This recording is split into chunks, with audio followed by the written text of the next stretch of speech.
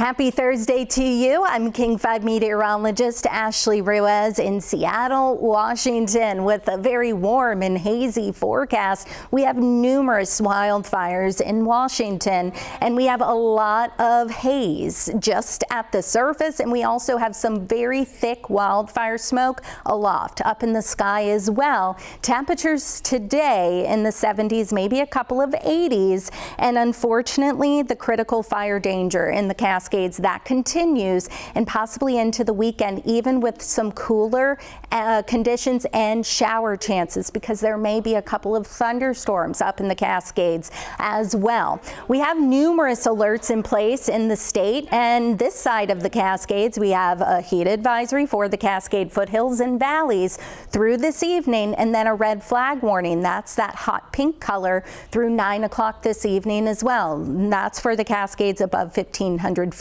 The eastern side of the state pretty active with, again, numerous wildfires. I wanted to show you this time lapse from yesterday on Wednesday. This is from Mount Rainier National Park, the Wildcat fire off in the distance. You see what almost looks like a thunderstorm. We have convection. It's all because of that heat from the wildfire. And what happens is we get that hot air rising like convection, and then we have what looks like a thunderstorm cloud developing, and people thought maybe is that a thunderstorm off in the distance, but it actually produced some lightning strikes, at least 3 detected, and this wildfire was sparked because of lightning. And so it produced more lightning. Unfortunately, that could happen once again.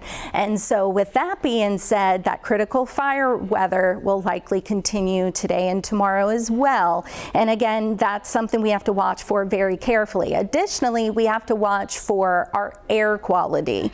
Now, we really have the Bear Gulch fire, this side of the Cascades, that's prompting some lower air quality, but we still have that ridge of high pressure in place, causing all that air to sink, and it almost gets trapped at the surface. And so we're going to have hazy conditions for the next couple of days, and even over the weekend we'll have changes. We're going to have the system just rotating disturbances over the region, bringing us the chance for showers and maybe a couple of thunderstorms. A look at the GOES imagery over the last couple of hours this morning, and you can see all of that milky color, that tan color, wildfire smoke covering the entire state, and you can really see it picked up from Queen Anne camera looking toward downtown. Not just that, but we have high clouds in the sky. We have that thick wildfire smoke aloft, maybe some at the surface as well. And so it's going to be hard for us to warm up today, which is a good thing.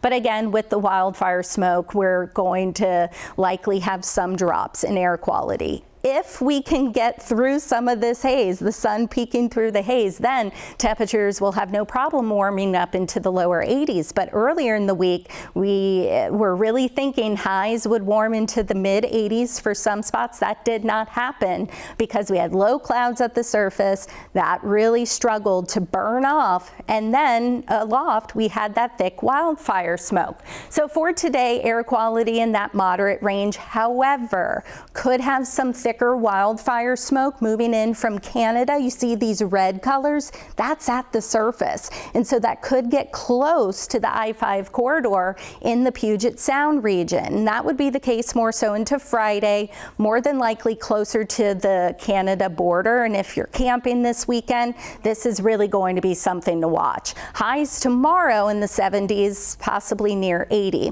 And there is a better chance for maybe a little thunderstorm Friday, but watch what happens into Saturday. We may wake up to a cluster of showers, maybe some thunderstorms, and then once we get that daytime heating, but might not be a lot, but we'll have enough instability to maybe get a couple of thunderstorms even in the lowlands, but more so up in the mountains over the weekend. Some beneficial rain could be headed to our area over the span of the next 7 days, but the greatest chance for some wet weather will return to the forecast early next week with highs in the 60s and 70s.